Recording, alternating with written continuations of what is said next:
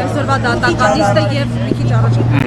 եւ բացարկի միջնորդությունը, որ ներկայացրել էիք, կանխատեսելի էր արդյոք այս մերժումը, ինքը մատնանշեց հանգամանքը, որ դեռևս հնարավոր չէ գնահատել այդ ապացույցը,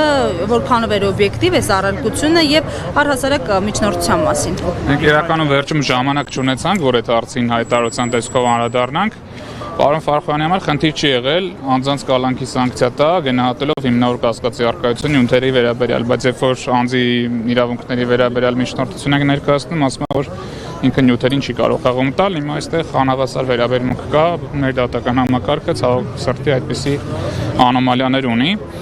Ինչ վերաբերում է միջնորդության լուծման արդյունքից, արդյունքը ինչ որտեղ կանխատեսելի էր, սպասելի էր նման ելքը, բայց պաշտպանության կողմը առավելագույնը ստացավ այս նիստից, կարողացավ եւս մեկ անգամ ներկայացնել, որ այն ինչը որ հանրության աչքերում ակնհայտ կեղծիք է, մարդիկ շարունակում են պնդել, որ այդտեղ ոչ մի կեղծված բան չկա եւ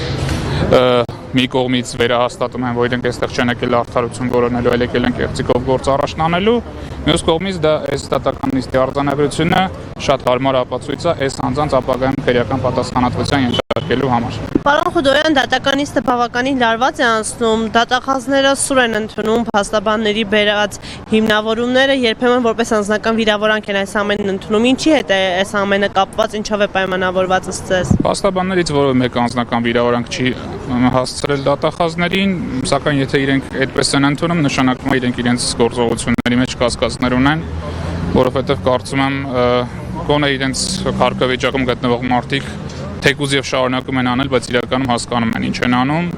դրա եւ բարոյական եւ իրավական հետևանքները նույնպես պատկերացնում են իրենց համար։